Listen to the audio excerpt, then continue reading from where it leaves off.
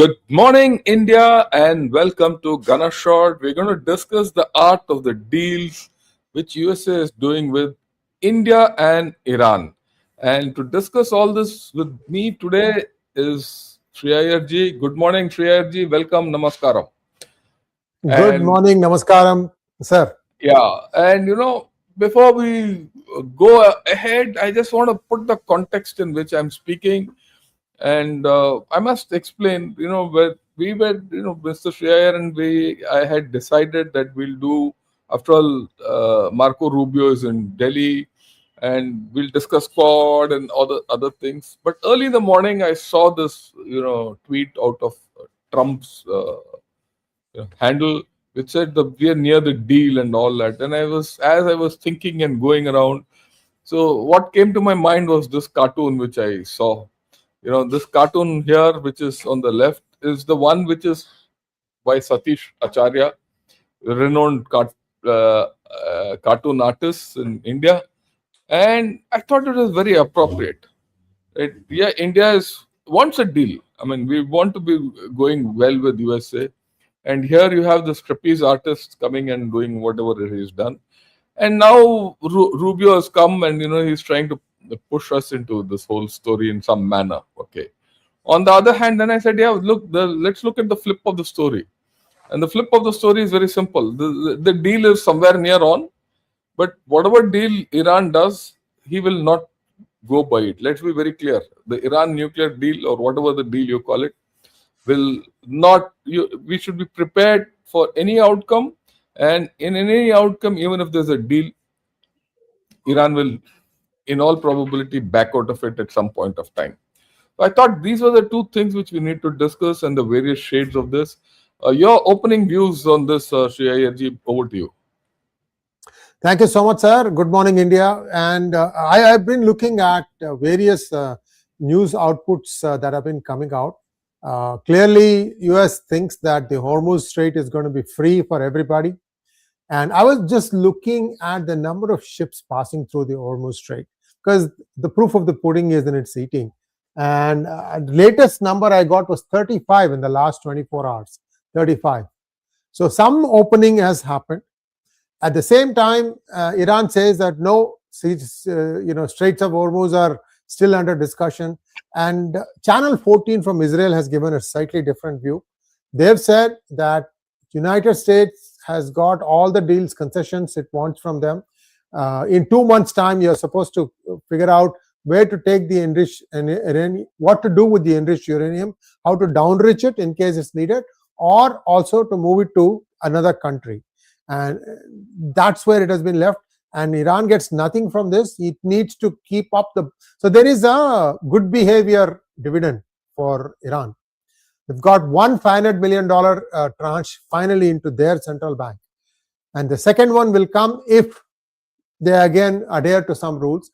Couple of trigger-happy IRGC commanders shot some things, and they have been severely reprimanded and disciplined.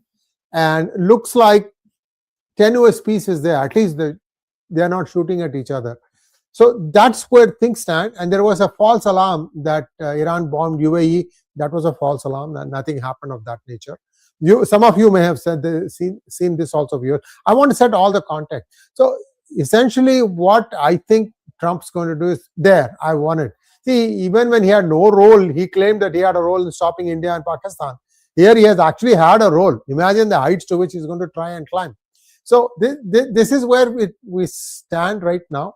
On the ground, at least, not too much shooting. At the same time, US has now moved to 100 nautical miles from where they were when they started the blockade. Just think of it like move out. That's where things stand. I'm sure US feels pretty confident that even if somebody tries to sneak in or out, they'll be able to catch it. So that's where things stand, sir. Over to you. Yeah. So on the ground, yes, there is some easing up because that's part of the confidence building measure. And let's look at it. A deal is something which has to, one has to see through the whole thing, because in this entire story for the past 1 year, 1.5 years, the man who's actually done a lot of I wouldn't say damage. Yeah, he's done a lot of damage to international relations and the global situation is Mr. Trump. And that's why I got the trapeze artist thing. We don't know what he's going to say. One can't be sure of what he's talking. And on the other hand, Iran is I would put it a serial liar. You can't rely on Iran, right? The way it's going about doing its things. So you have a set of two people who are not used to sticking to words, but yet on ground there seems to be something happening. And but with the danger of always a snapback, right? Like all things, I prefer to do the formal way. I'll go over it formally so that people understand what the nuances of the whole thing are. First, we'll discuss the Iran and US deal, where it is, how it is going, what are the views. Because certain other issues are coming up which need to be understood, and these will impact many things worldwide. Okay, and this, of course, like I said, this is a thing. The Iran is very clear. I'm very clear that they will go back on their word at some point of time, unless the whole thing is sweetened. If it is sweetened, they'll stay the course. Okay. Today morning I saw this first thing in the morning agreement largely negotiated, and he put out a big thing about it and a big write up. Two things in this write up caught my eye, which I must put it. First, he's thanked so many people. In this, if you see, he's thanked, Minister Al Thawani of Qatar and Field Marshal Syed Asim Munir Ahmed Shah of Pakistan and President Evo.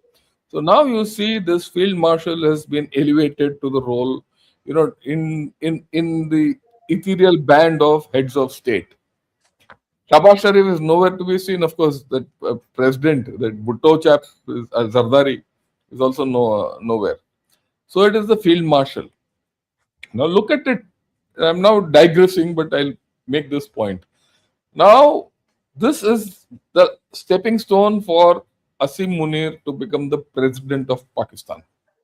He'll be the president and chief of staff, just like chief of army staff. He'll not let go. He'll be president and chief of defense staff.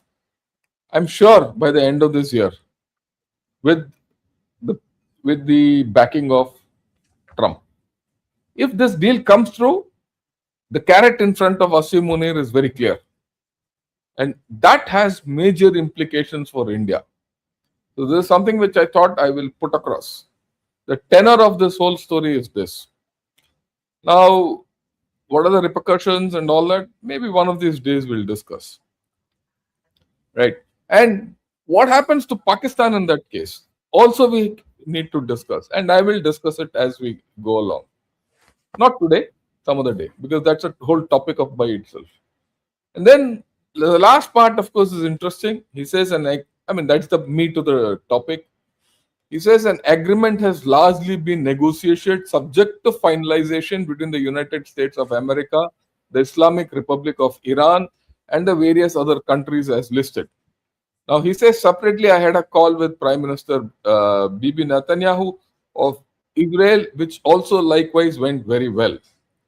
Final aspects and details of the deal are currently being discussed and will be announced shortly in addition to many other elements of the agreement. The Strait of Hormuz will be opened. Thank you for your attention. But what is missing in this? What happens to the enriched nuclear thing? That he's not mentioned. So the sticking point is somewhere there. The Strait of Hormuz opening, like Shreyar said, something has happened. Fine. So be that as it may, you're looking at two things which we need to focus on. Okay. Now, New York Times has said that look, Iran war live updates. They said Trump says peace deal is near. They've reported. So whatever Mr. Trump has said has been confirmed by New York Times, and now update of this just before the podcast started. When I saw, he says, "Look, Trump says peace deal is near, but there are no details of it." Now that's what New York Times has upgraded, but they've also said that Iran has agreed to give up enriched uranium in deal announced by Trump. So this is what Trump has said, and all this is after that earlier one, after this headline, You see in the New York Times, this has come. So there is some movement. What is the deal? How will it be? We don't know. Unless Iran gets a lot of money, a lot of the off sanctions, a lot of everything, they'll not agree. And if they do, let me tell you, let to be very frank, if this happens, it will be the biggest victory for USA. If Iran agrees to give up its enriched fuel thing and some moratorium, and if that fuel moves out, or even if there's a deal on you know a monitored whole story, and if Iran comes out of sanctions and it rejoins, and there's some deal which is worked out on the Strait of Hormuz Authority, which will come in, and others in the Gulf work, then let's hand it to Mr. Trump. He's won the day. And then you'll see China and Russia running in circles. I'm saying this because Iran has had this habit of switching to the West when a carrot is offered. In all these 50 years. And I think I did this once before in one of my podcasts where I explained, and maybe one of these days I'll go back into history and explain this to you. So that's there, right? But the proviso is, will Iran agree? Okay. Now, this is what Rubio said, in Delhi. Maybe news later today. I don't have news for you at this very moment, but there might be some news a little later today. There may not be. I hope there will be, but I'm not sure yet. The question is about the Iranian issue. And as I said, there's been some progress done, some progress made. Even as I speak to you now, there's some work being done. There is a chance that whether it's later today, tomorrow, in a couple of days, we may have something to say. But this issue needs to be solved, as the president has said, one way or the other. Iran can never have a nuclear weapon. The straits need to be opened without tolls. So the fundamental thing which he said, this deal can be done today, tomorrow, and a couple of days. And he said 2 points. The strait needs to be opened and Iran cannot have a nuclear weapon.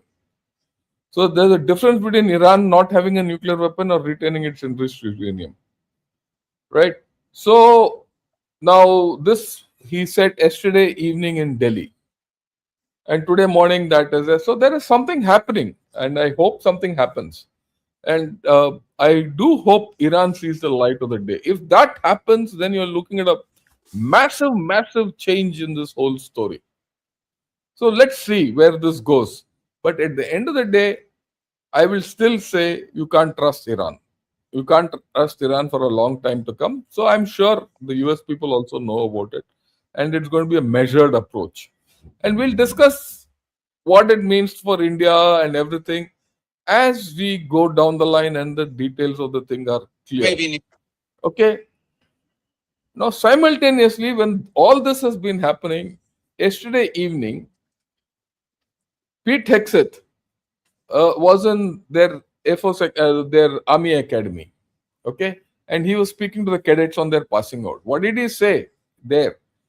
See, he says, we've asked our airborne and rapid reaction forces to deploy at a moment's notice to the Middle East, standing as an iron shield to protect American bases and American lives from Iranian proxies. This includes American Army units using HIMARS to help sink Iranian Navy. I know the Army loves sinking the Navy. That's the only Navy you're currently allowed to sink. So, he's talking to the Army. And he said, look, I might deploy you any time. So there's it's a stereo message coming out. So you see that Trump is saying something from Washington, Marco Rubio in Delhi, and this man from wherever he's gone to address. I couldn't get that place exactly. He's talking. So these West Point, sir. West Point. I don't know whether it's West Point or not. I don't remember. Anyway, but he's made this statement and it's come out very clearly. So you see this thing coming out, a messaging of hard options and a soft option. Okay. Now, the thing which concerns me and concerns all of us is, okay, fine, you'll reach a deal, you'll reach a deal or not reach a deal. It doesn't matter as much in terms of, what shall I say, how our fortunes go. Because we are good with south of the Hormuz Strait and north of the Hormuz Strait, we are good as India. But what I need to worry is what Pakistan. And Rubio, before he left USA, has said, look, the primary interlocutor on Iran has been Pakistan and continues to be so. A field marshal is traveling to Iran soon. He said this as this chap was traveling, and we are in constant communication with him at the highest levels of government. Pakistan is mediating a war, defending Saudi from. Look at this. He says it's defending Saudi from Iran and hosting US Iran talks simultaneously, busiest country in the room. Now, the point is this again, you connect with what Trump has said about Pakistan. So you'll see Pakistan has come into the picture. And this is at a time when Shahbaz Sharif is in China. He's gone to China. And this is a follow up visit of what we had discussed last week when, that fellow Zardari was also in China for a week. This now again, Shahbaz Sharif has gone to China for it. Why is he doing it? Right? And at a time when, Asim Munir is likely to become the president of Pakistan. I'm naming it. The way things are going, then that's the next thing. Either he becomes the president of Pakistan or gets a Nobel Prize. One of the two. Right? Nobel Prize, Trump will not give him, so he'll say, you become the president. And if he becomes the president, what happens to Pakistan and how things are going, we'll discuss that maybe on a separate episode. And this is something which has come out from Mohit Pirzada. I'm intertwining the action of Pakistan also. We have to watch Pakistan's steps. What is it up to? Now Mohit Pirzada had an interaction with Ryan Grimm, and who's Ryan Grimm? He is the guy who has Drop Site, in which that news thing came out about that leaked memo and all that. And Ryan Grimm says Asim Munir is busy fulfilling every wish of Trump in order to save his illegitimate rule of big power. The same flattery and obedience has made him Trump's favorite field marshal. Actually, Trump considers Asim Munir as no more than people who polish his boots, nothing beyond that. But that's fine. Trump might have his own view and he might be using Asim Munir, there's no doubt. And a very important point which has come out in this discussion is, and this whole story, if you go through it, is Trump has used Asim Munir, who doesn't have political wiles of an international variety. He's not used a politician to do things. Of course, Shahbaz Sharif, I don't consider him a politician. He's a lackey of Asim Munir. So a politician like Imran Khan or maybe even Zardari wouldn't have agreed to the terms and conditions that Trump has put. But Asim Munir is doing it. Asim Munir is not only the favorite field marshal, he's the favorite lapdog of Trump. So where this equation is going, one has to be very clear about this story. And Shahbaz Sharif, before anything else, वो बोलते हैं ना कि there are always street dogs always keep barking. So he is one of them. Even before anything has happened, he is given his congratulations from Beijing.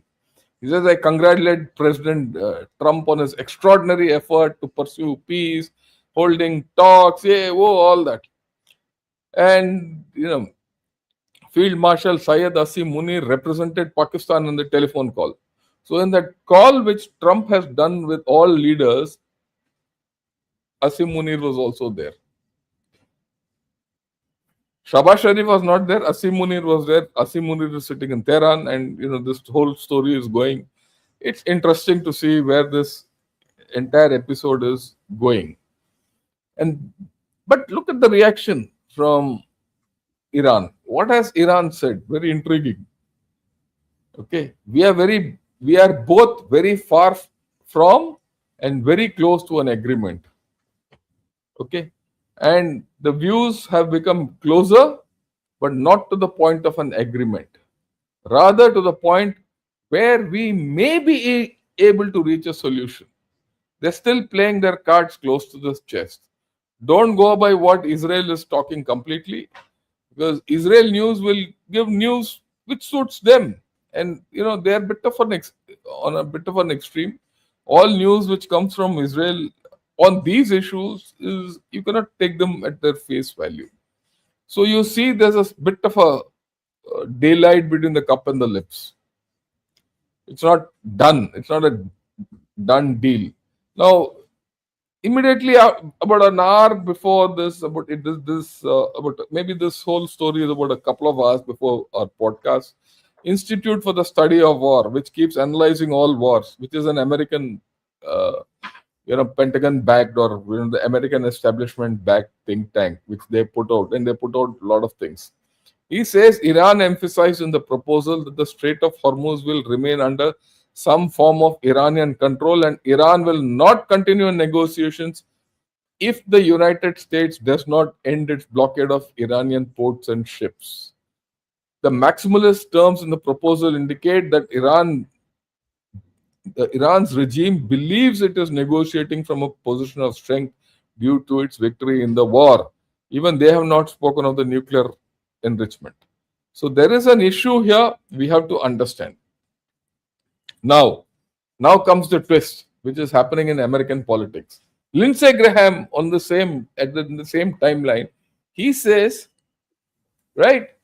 He says if a deal is struck to end the Iranian conflict, because it is believed that Strait of Hormuz cannot be protected from Iranian terrorism and Iran will possess the capability to destroy major Gulf oil infrastructure, then Iran will be perceived as being a dominant force requiring a diplomatic solution.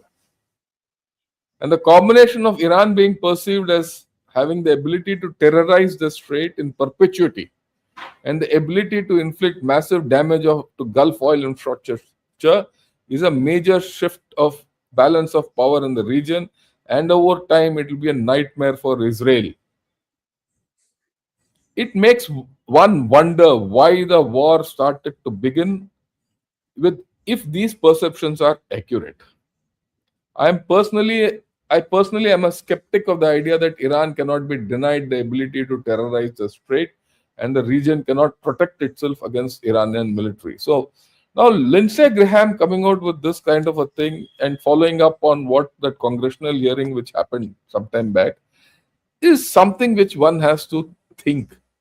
Where is the American establishment? Are they on the same page or on different pages? You might have Trump pushing this deal through in some form or the other, but will it have public acceptance? One, two, will it have political acceptance? Two, the third, will it have political acceptance within the Republican Party? Is the thing to be seen. So you might see a case where at the end of the day, Trump might be the casualty of this war. Right? It is just not a simple deal. This is what I thought. Mike Pompeo was the Secretary of State. He thinks well. Let me tell you, Mike Pompeo has got brains. Right? He sees the deal being floated with Iran seems straight out of the Wendy Sherman, Robert Malley, Ben Rhodes playbook. Pay the IRGC to build a WMD program and terrorize the world. This is a new angle. This is a new angle actually, right? So it is something of a extension of what Obama was doing, probably unsuccessfully. Now this is a new angle he has brought up. Not remotely America first. It's straightforward. Open the damn strait, deny Iran access to money, take out Iranian capability so that it cannot threaten our allies in the region.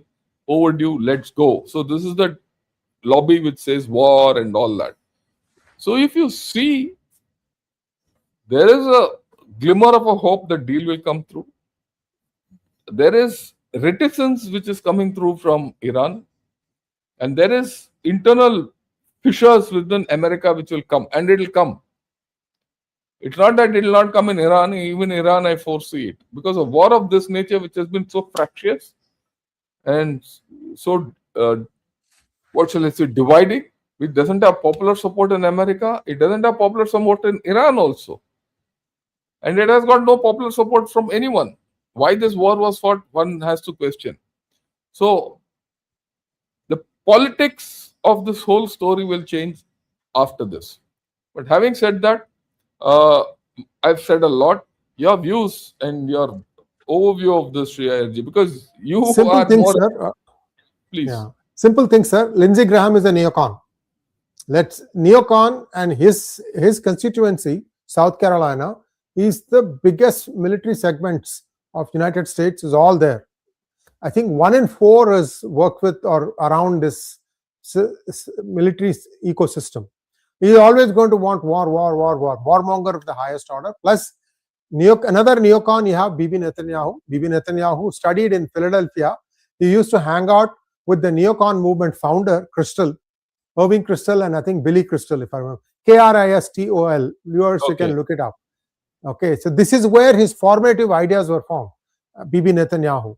So these two are neocons. As far as Mike Pompeo is concerned, he has been kind of dinged a little bit by Trump when he said that Trump is not going to hire Nikki Haley or Mike Pompeo at the beginning of this term. And Mike Pompeo may be still harboring ambitions to run for 2028. His best chance was in 2024. Unfortunately, he could not raise the funding. See, it all came down to that, because in 2024, Trump wasn't as strong as now. He's gotten elected. And either that or people still felt Trump was the best candidate to win.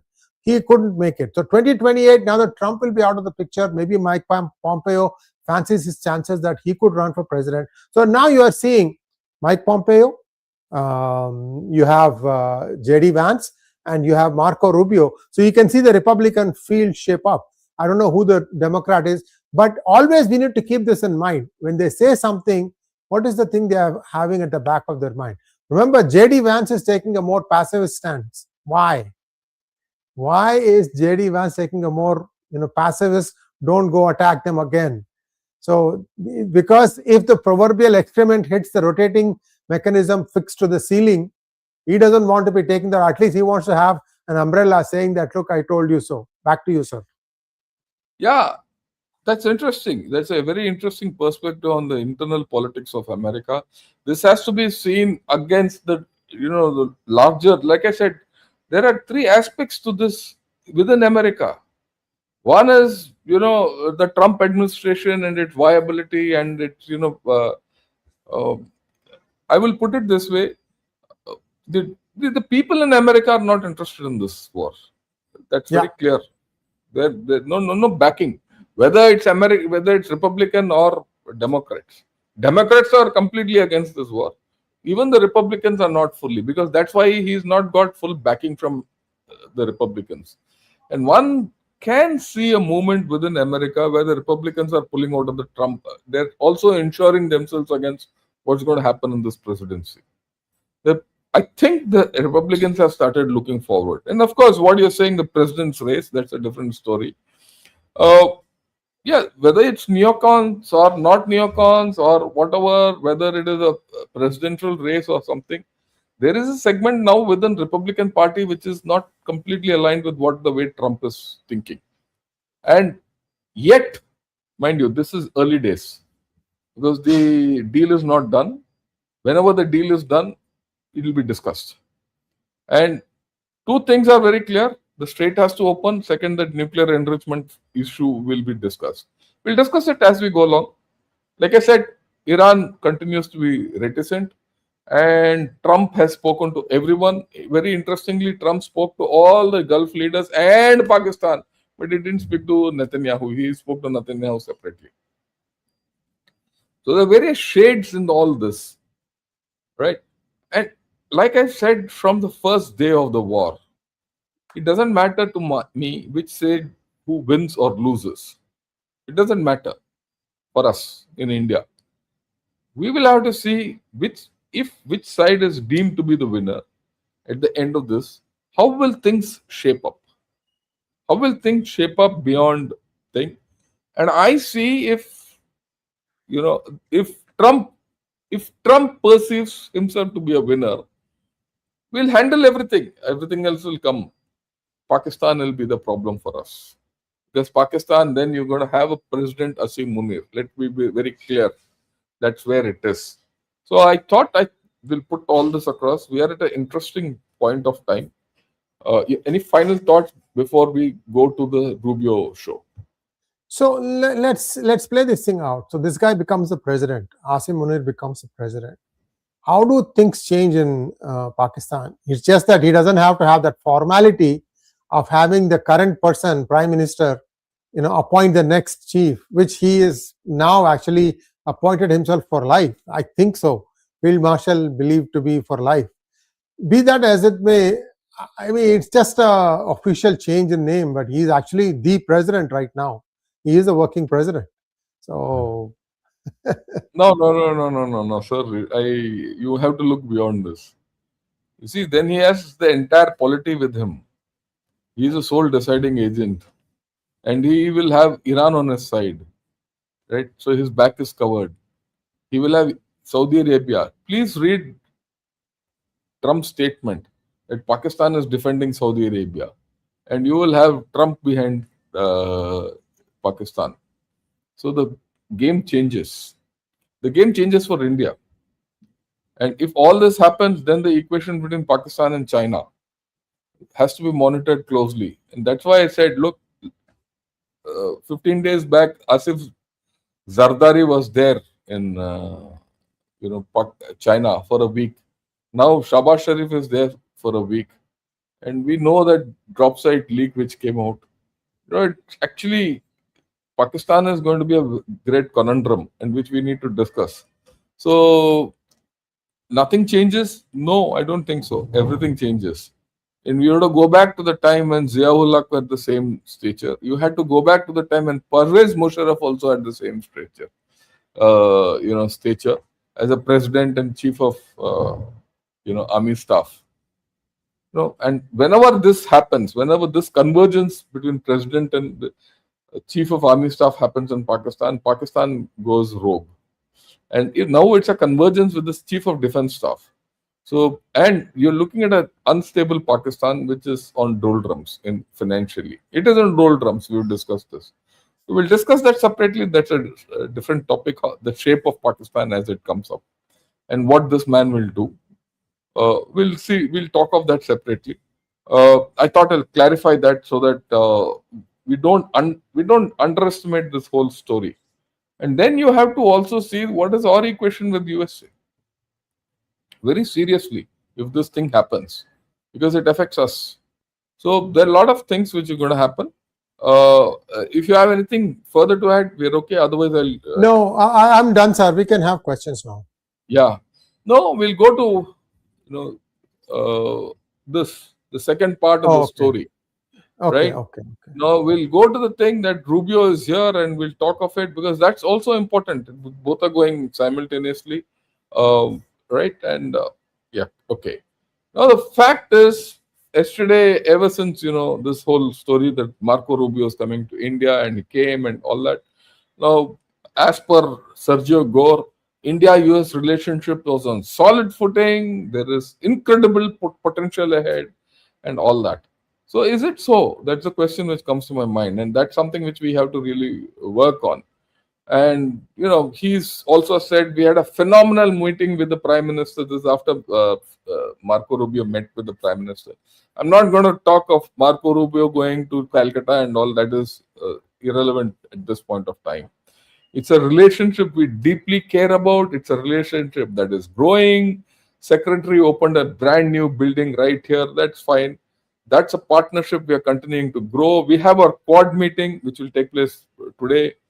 Since I've arrived here a few months ago, we've had a settled out trade deal. India has joined Pac Silica. So the three things is highlighted: trade deal, Pac Silica, and the quad. Okay, what he's talked of is the rest of the thing. What he's not spoken of is the rest of the things. And this is what Marco Rubio had to say when he came here. Okay, this is. Anchoring that is the relationship between the president and the prime minister. It's a personal relationship that dates back to the first administration when the president had a chance to visit here, and it has carried over into this second administration. And you can just see the connection between them. And I think that's incredibly important. It is. The connection between leaders is incredibly important. So he's now spoken about the great relationship between India and USA and the relationship between the leaders, and it's incredible and all that. So beyond that, he had nothing to say. Okay, in this clip, and then look at this relationship between our two countries is at the cornerstone of our approach to the Indo-Pacific. A lot of people aren't aware of this, but was sworn in as Secretary of State on Tuesday or Wednesday. It was a Tuesday after the inauguration. Within the hour, I was at the State Department, spoke briefly, as is tradition, in the lobby of that building to our staff, and then went immediately upstairs to the 8th floor. And my first meeting, my very first meeting officially as Secretary of State, was a meeting of the Quad. And we were going to renew that. We did it again last year in a different setting, and we chose to do it here. We wanted to do it here, not just because of our commitment to that structure of work, but also as a tangible sign of what an important role India plays in the United States and in our posture and in our approach to the Indo-Pacific. So he's talking now he is talking of the Indo-Pacific, and he's talking of the Quad. And for the past 2 years after that first meeting, it just vanished. Right? He's now come back to Quad, and coming here, he's just not spoken about Iran. So it is as if, there are two separate stages, two separate things happening. So why is he come here? That's a question which I ask myself. Okay. And this is Sadanam Dumne. He is based in US. He writes for Carnegie and all that. But hear him. He's put out certain interesting things. And one has to see the issues which is pointing out. Let's hear him. US-India relationship has been buffeted by multiple winds over the past year or so. I think the first shock came in the form of the US announcing the ceasefire between India and Pakistan after Operation Sindoor and after the 4-day conflict in May last year. I think that came as a jolt. I think the fact that President Trump repeatedly took credit publicly, which was directly at odds with the Indian position, caused some embarrassment to the government and some consternation. I think the tariffs that India was expecting to be quite favorable to it compared to other countries, but India ended up being hit by some of the highest tariffs in the world, 25% to start with, and then another 25% that was added on as punitive tariffs as a kind of punishment for India for buying oil from Russia. And many people in India pointed out, rightly in my view, that the president did not impose similar tariffs on China, which was also importing large amounts of energy from Russia. So that was another thing. Some of the comments that came out from the Trump cabinet, some of the kind of language that they used was viewed as disparaging in India. The fact that the Quad summit, which was supposed to have been held last year, and President Trump was supposed to have visited India because India was to be the host, did not happen.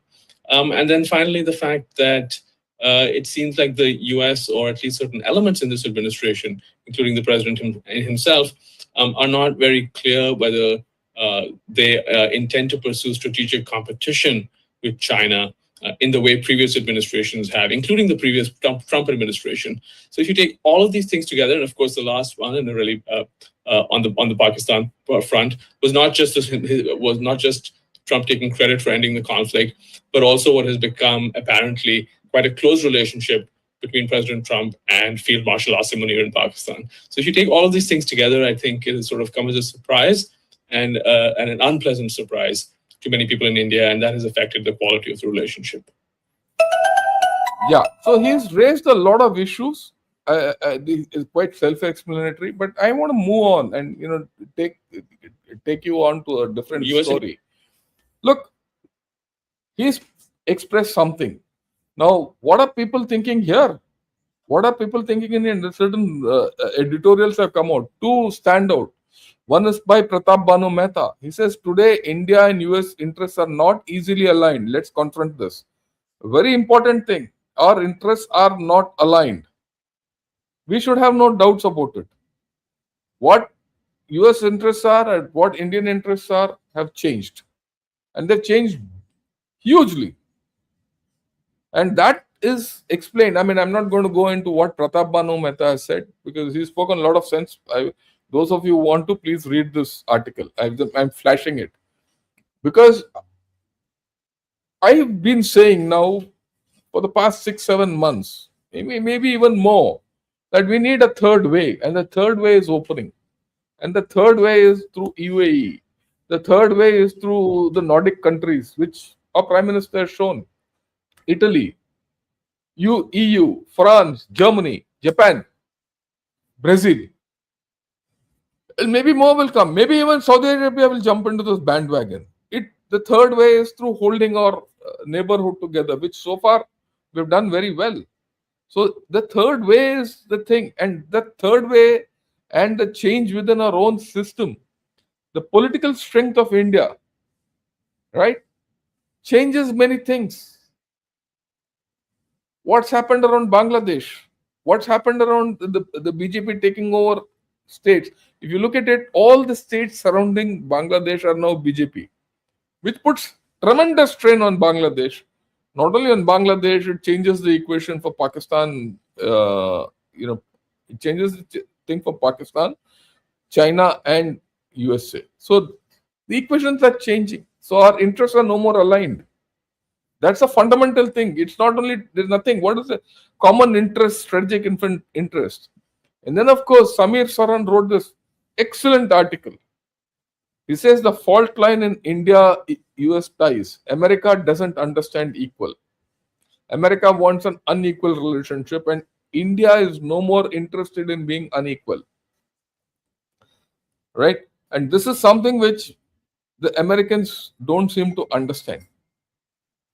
And if the Americans don't seem to understand, this is going nowhere, this relationship.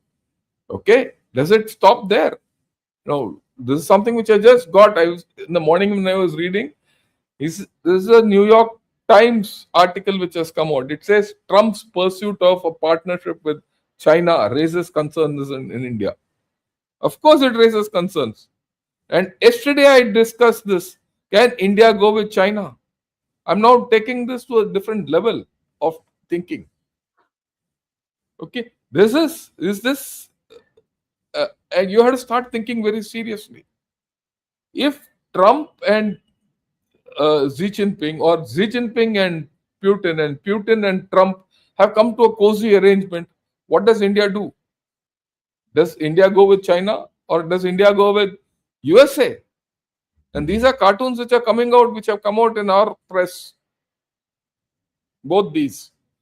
And look, people who write these cartoons reflect something. It's not my thinking or Shreyas thinking. It is the thinking of someone. So in this kind of a setting, what does India do? That's a bigger question which I have to ask myself. When I say myself, India has to ask itself. And where does India go from here? Does it stop here? This voice is from USA. Bill Drexel. What does he say? In overlearning the lessons of China, Washington risks squandering the most important relationship it needs to counter China. Rubio's trip to India should begin from that premise. And he's written an article, worth it. He says India will never become another China. And USA has to deal with this fact. USA and many people think India will be the next China. India is not the alternative to China in this world. And I've been saying India, the worst fate which can befall India is to become another China. Of course, it will not happen because of our polity, because of our structure, because of our position.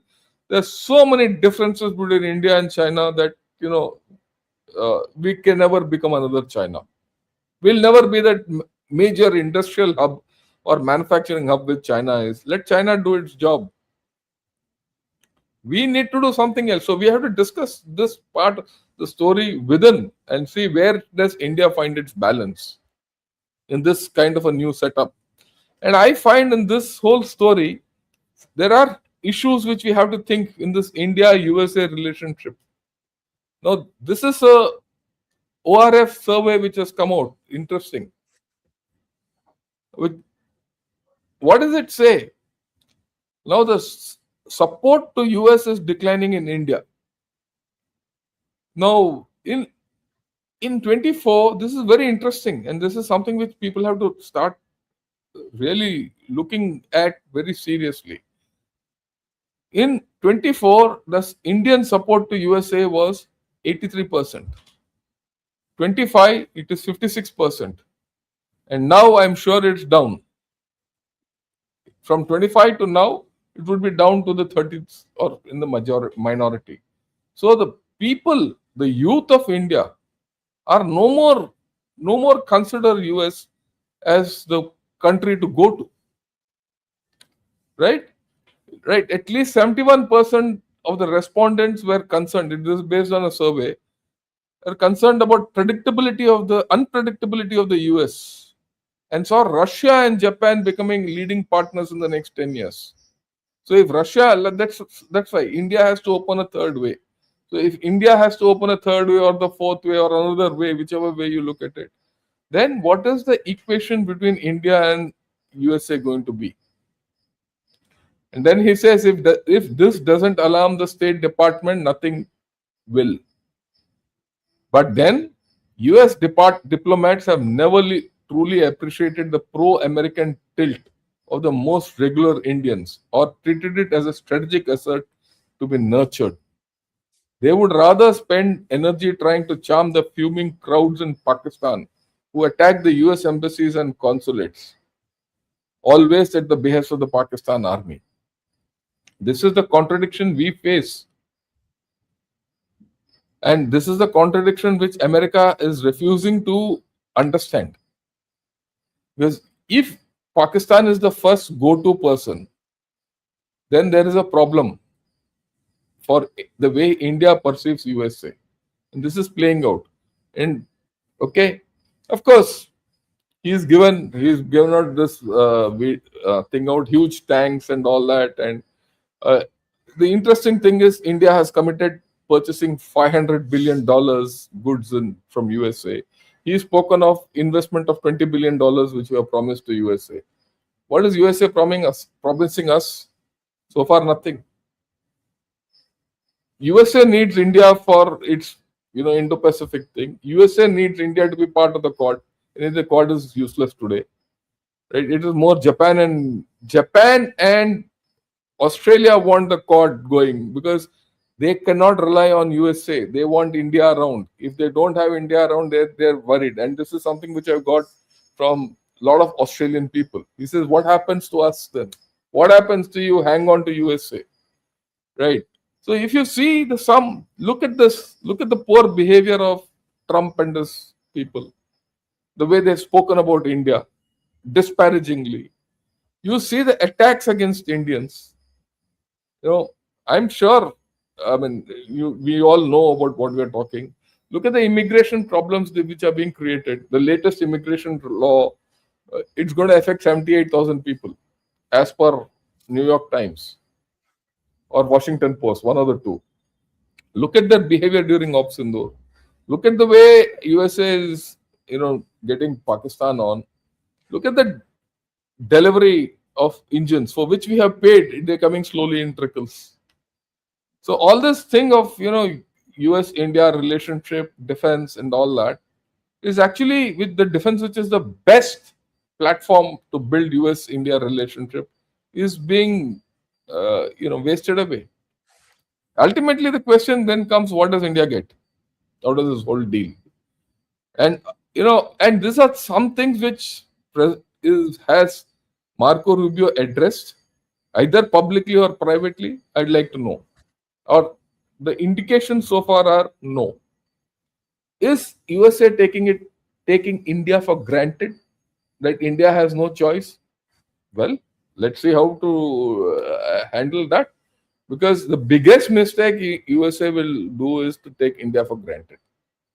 On these issues, I have no doubt, because if you see in the past 2 years, or not even 2 years, for the past 3-4 years, in the fag end of Biden's administration to now, one thing is sure, that what USA wants from India, we are not clear.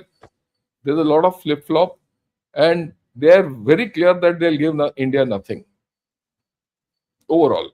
So we have to rethink this relationship, and much of how we have to rethink this relationship will depend on the outcome of the Iran war, yes, and it will also depend on what Marco Rubio says and goes, and we'll see how things go forward. So your views, I'm sure you have different views on this, and you could dilate on whatever it is. I have no problem. Over to you. Thank you, sir. India has a lot of challenges. Recently, we saw one Taiwan politician trying to run down the Indians working in Taiwan. So these are all, irritants being put in the way, perhaps at the goading of China. Taiwan has never really acted like this before. Then you had one of the opposition parties, chairman going to China on a visit. So something is cooking there. China thinks that they can probably politically talk over into merging with China. So be that as it may, how would that affect India? Yes, it would affect India, because if Taiwan goes China way, then China will start dictating whether India can manufacture smartphones or not. All the complete industry will be up in the air. India will take a few years before it can start churning out chips on its own, and those will not be enough for the smartphones of that day.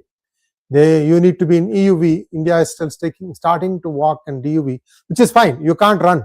A baby first turns, then it crawls, then it sits down, walks on 4, then stands up, falls a few times, then walks, then runs. So you have a long way to go, and that's how it is for semiconductor processing also. So India has a few challenges. I think India needs to align with people who are their all-weather friends, and I'm not meaning Russia at this point of time. There are at least one all-weather friend. There is at least one all-weather friend, and the second one in the making. Let us cement those things and make sure that whatever India does, there is always something that it can hang its hat on and move from there. This is India's challenge. India has the capacity to consume what it makes, and that's a big deal, viewers. Big deal. Germany can't do it. China can't do it. These are big economies. They can't do it. They rely on somebody else to consume their product. India can, and that is India's strength.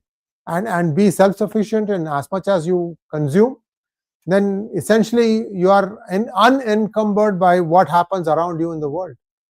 Sure, you'll have challenges, petroleum, but they have made some good deals on that. And beyond energy, India is in a good shape, in my opinion, except that this focus needs to be maintained, that I want to manufacture what I want to consume.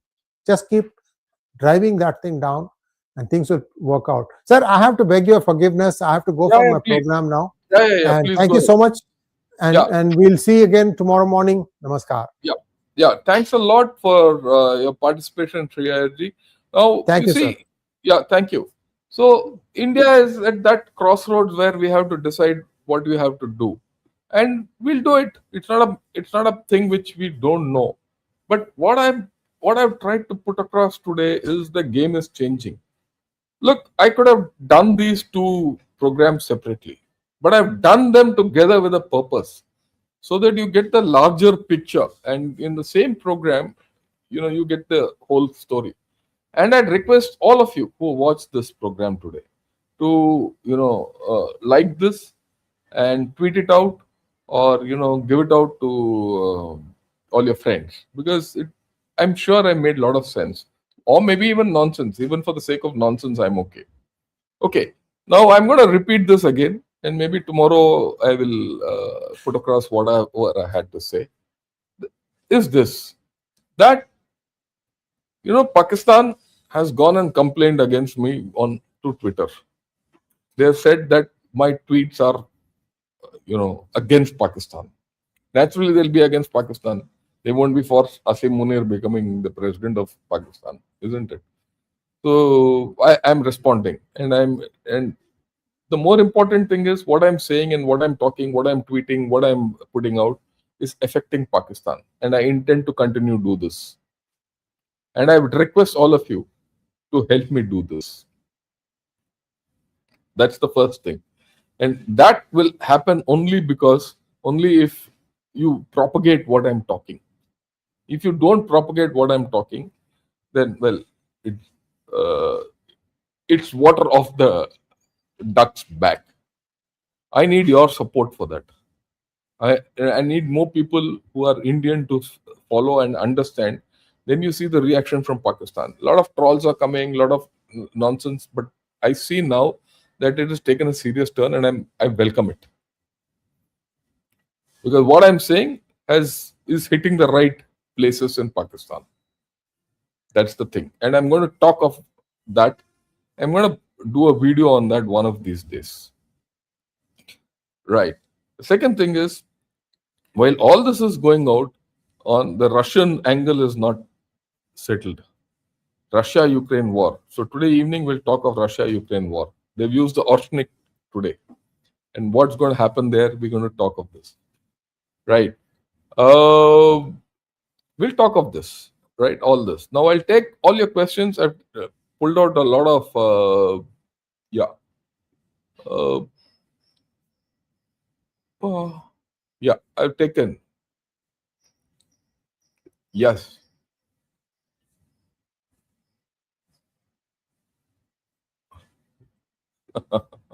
Yeah, let me take. I've highlighted a lot of questions. I'll go over them one by one. Right. And if I've not missed out on some, well, I'll do it next time. Yeah.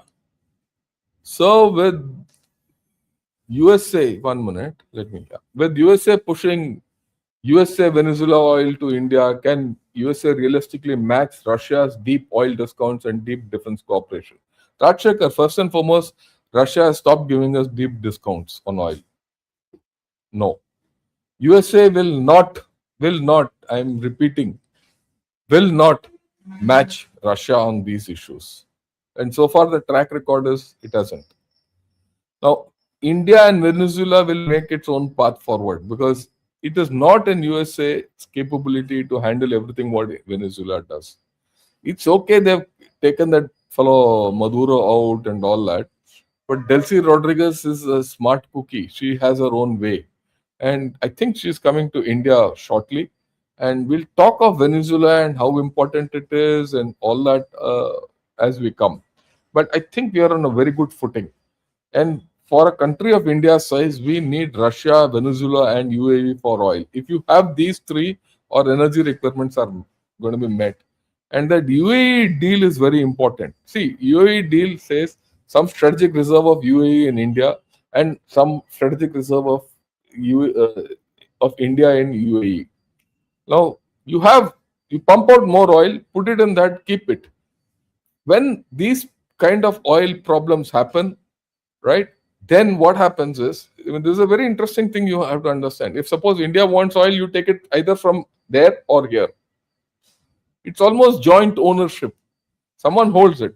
And if the market starts fluctuating and you have to douse the fire, then UAE uses it to flood the market with oil or hold it back. So this is a terrific mechanism which we're going to evolve with UAE. Because it gives two things. It gives you the ability to dip on oil. You increase your strategic oil reserves. And for UAE, which, it enables its strategic reserve for adjusting the market price. Not in UAE, but somewhere else where it can't be touched by anyone else. So you have to understand that deal in thing. Maybe one of these days I'll talk about it also. Very apt thumbnail for the strategic context. Really looking forward to understanding how India masterfully navigates its space between. Yeah. Now I'll talk of this maybe tomorrow. I've suggested that tomorrow in the Ghana site we discuss this new story which is coming out. So Malika will be able to talk of this in a day or two. There is no deal yet, only agreement. Yeah, I agree with you. There's nothing. There's no deal. Okay, we understand that. That's what I wanted to put across. Last year, during the 12-day war, Russia has given some proposal to Iran, and US shift Iran's uranium to Russia and refine into nuclear fuel and give it back. Again, let's see where this whole story goes. Why India getting swayed with US only to be humiliated at every phase? India should sever ties with US to only formality. Well, I agree with your first phase. We should stop depending on US for everything. We have person to people to contact. We have good things. We continue with trade. See, we are trading with China also, despite the fact that China is our enemy. So similarly, you trade with USA. What we need to do is trade, continue trading. But other things, well, take your own stance, build alternatives. We shouldn't sever ties with the USA to only a formality. Have ties, but they will not be the ties. Okay, they will not be the ties. They're important ties. handle them. So we need to change. Yeah, it would be a delightful experience for us Telugu audience if you could graciously initiate a Telugu podcast featuring Telugu speaking military personnel, beginning with General Ravi Shankar. Ah, well, this is an interesting thing, and I'll send this. I would suggest you give a mail to Shri IRG, because we've been trying to start, but we've not been able to do it. Let me see whether we can do it on weekly once. I'll do it on Ghana Short itself. Incidentally, I've done one in Tamil with intern in class. It will be out in a couple of days. So we'll see how we can do this in some manner. Okay. Iran has already committed in JCPOA that it will never have nuclear weapons, and the strait was open before the war. What is the objective of the war? Look, that's a different story. We've known what we've discussed. But why I've taken this question is, it is committed in JCPOA, it will never have nuclear weapons. Yes, but it continued to enrich to 60%. So that's the thing. And why the fundamental objective is Iran cannot have nuclear weapons. That's it, if I put it this way. Imran Boyles, Le Pen, AFD have the same arc as Trump. Yes, I agree with you. Balls, who's Balls? Whoever he is. Extreme right. So there's a problem there. And for those of you who think, in many cases, people say that, our government is extreme right, Modi ji is extreme right. I don't think so. Having seen our governments for so many years, if the Congress governments were left of the center, BJP is right of the center, but it is not extreme right. Nor was Congress extreme left the way it is being made out today. One has seen both sides of the equation.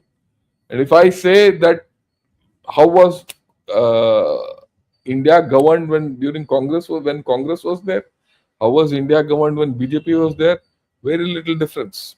Whether economically, ideologically, or your international positions, very little difference. Don't go by the nonsense which comes out in the social media.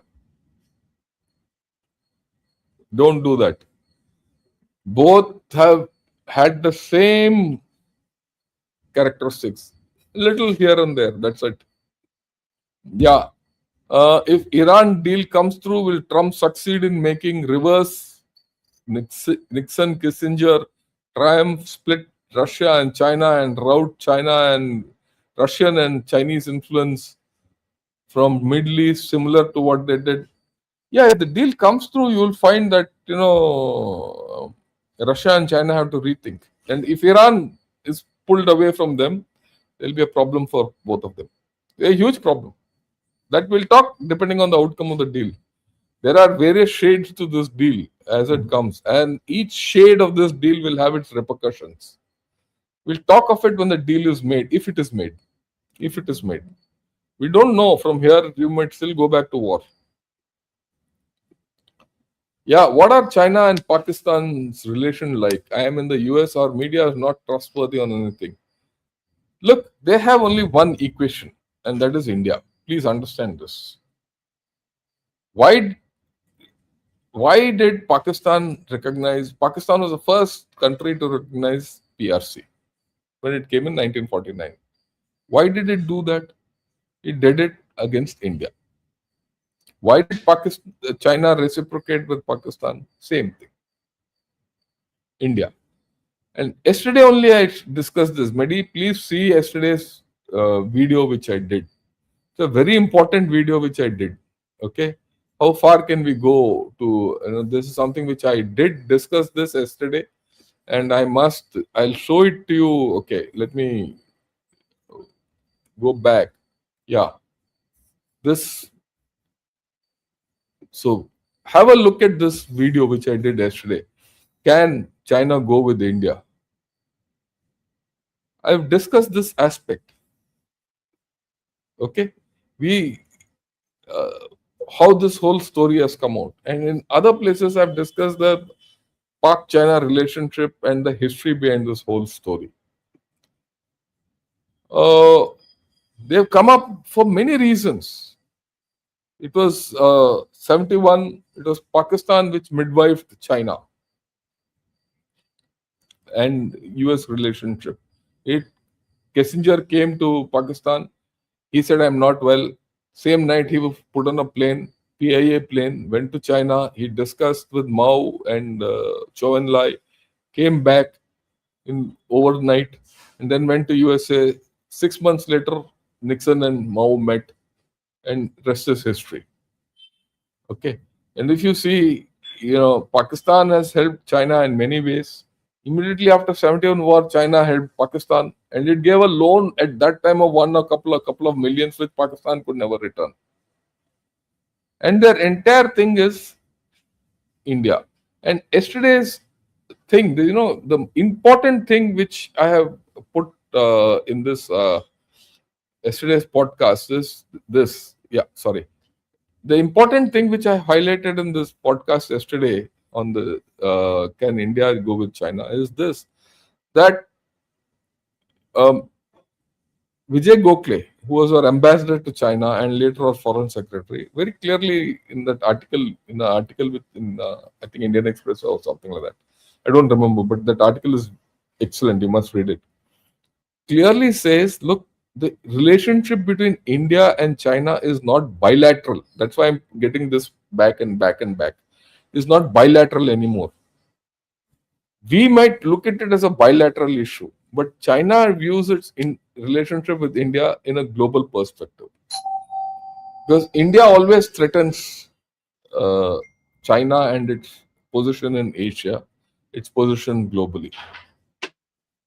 So you have to understand this important aspect. And we have to calibrate our thinking accordingly. This is something which I have been doing, uh, many times. People started understanding it, needs to be carried forward. So what I'd request is, I'd request all of you to, those of you who have missed this video, have a look. Okay. Yeah. The next thing is, of course, next question. If US-Iran deal comes through, will Trump succeed in, we've answered this. Yeah, this also we've answered. Lindsey Graham also said we are going to fight until the last Ukrainian. The last Ukrainian has been calling to tell him it's his turn. No, it's not so. The last Ukrainian is doing something else, and we'll talk of it today evening. You have to understand. Yeah, but I take your point regarding Ukraine, right? I think it's finally dawning on Trump that he can't get anything more from this war. The negatives are more than the positives if he pursues war forever. Point taken. I don't understand. As it is, Munir is numero uno in Pakistan. How his elevation changes the scenario? I've explained it, Amit. It changes a lot of things. It becomes a president, and we'll talk of this also separately, because it can't be covered in one go, and you have to understand this whole story, why it's happening. America is always with Pakistan. Why doesn't India understand this? We have always understood it. We are very clear about it. I am from that generation which viewed America as our enemy. Okay, I that opinion. I still am of that opinion. America is not good for us in beyond a point. Beyond a point, it's not good for us, and they've gone back to that. Now to come back from that to what it was, say, about 3-4 years back, is going to be difficult.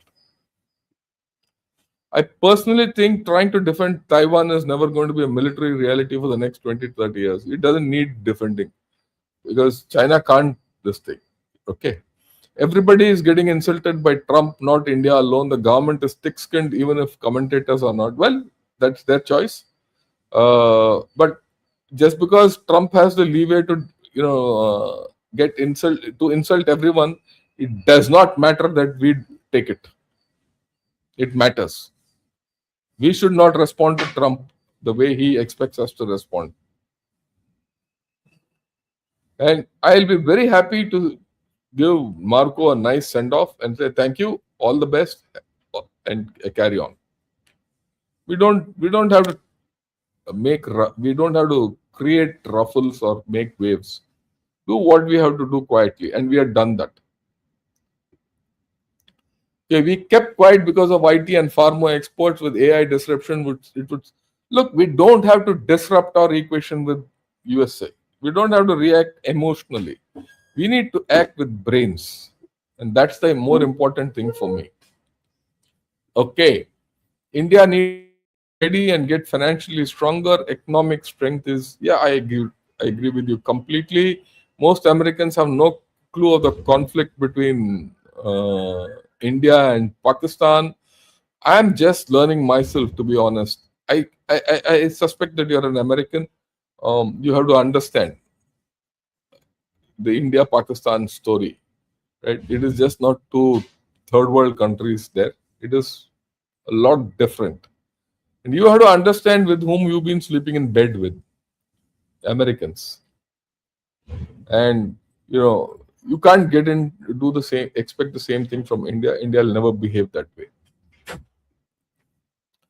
Yeah, Rubio's visit to Teresa Convent destroyed that trust too with Matt Van Dyke caught at Calcutta. Yes, that's a thing which we are. That's why there's many shades of our equation with USA which are in the gray and the black, and you cannot. We should stop overlooking them. We should get them on the table and discuss. Brilliant analysis. India needs to double up thinking independently minus USA. I agree with you. Thanks a lot. How's Germany these days? Have been telling USA and China are serious bed partners and cannot survive without each other, and both cannot be trusted. Completely agree with you. China and US both do not understand equal, hence the middle way is the best. Yes, I go with you. USA uses powerful superlatives all the time. Other than quad participation, I believe Mr. Rubio was here for pushing. Yes, they want us to be dependent on them. But I don't think India should be too dependent on the USA. Yeah, we don't have a choice. We probably have to get gas from them because there's a global gas shortage till the Qatar revenues come out, and it'll come out, but it'll take 2 to 3 years. So the normalcy from here to now is about 3 years ahead. So till then, we might have to depend to a larger extent on USA. But we have Russia also for gas, and there are indications that we will be doing deals with others also. And what about UAE? UAE is a more trusted partner. India to go slow for Trump to exit office and invest in ISRO and DRDO and Maruti Shankar and Disco. Yeah, I agree with you. On that, I have no doubt. But having said that, we need to grow slow on Trump is fine, but we also have to deal with him for the next 3 years. That's the point. Geographical spheres of influence are emerging. We are learning why logistics matter. Yes. It's not just chips, sir. Taiwan bottles up Chinese military in the first island chain. Once it falls, yes, I agree with you completely. We've discussed this, the importance of the first oil chain. General Shankar, we are 100% supportive of your effort. Please, thank you all of you who contributed to me watching this channel or become members with Ghana Shot.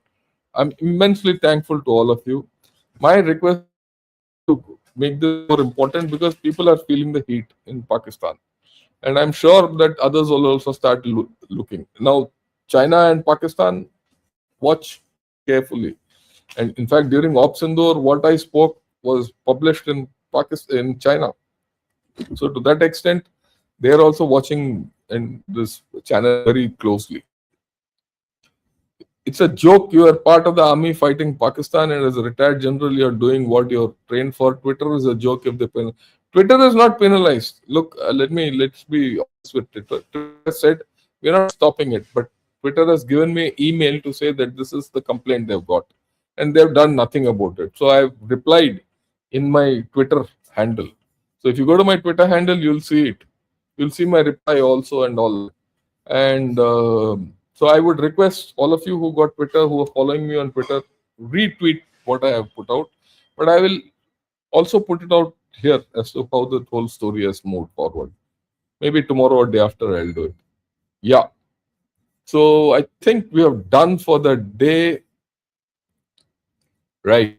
I think we are done for the day. Thanks a lot for all of you who have come, joined, and have waited till I put all the questions out.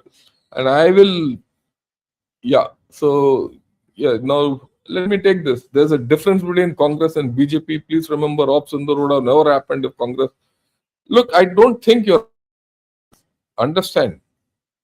Please understand. When you talk of Congress, you don't talk of the immediate past. To look at Congress over the period of time. Under Congress government, we fought 3 wars successfully, formal wars. So don't. Many of you have very myopic views of India. India has existed for centuries, and as a country, we have existed 75 years. BJP has been power only for 10 years or 15 years, whatever it is. In fact, 13 plus 5, 18, 17 years out of all this. So please look at it from the larger thing. Also understand, BJP is doing well. I agree with you. But if Congress didn't give us a base for doing what it is, this BJP wouldn't be doing this well. It all starts from the base, isn't it? The platform. And understand, there's not much difference between how BJP has behaved and how Congress has behaved. You might be a BJP supporter. You might be a Congress supporter. I am neither. You look at it from my point of view, I'm neither. Okay.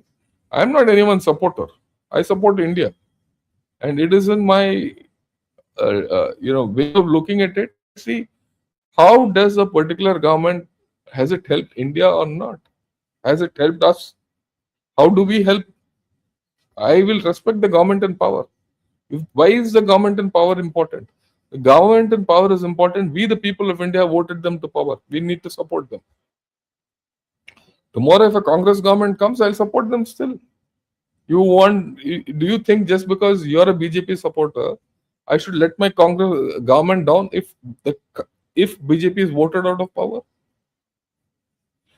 Democracy is not about a party. Democracy is about parties.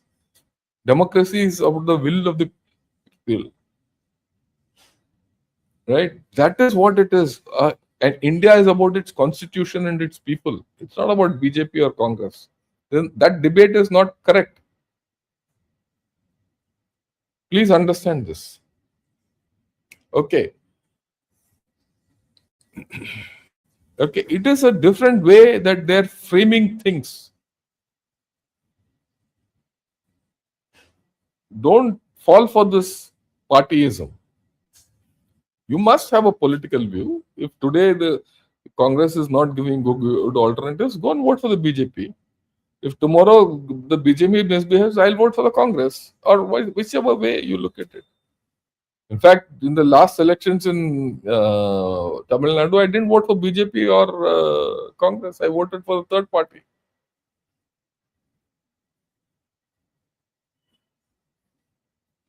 Right? Of course, the third party was in league, with others, but that's a different story.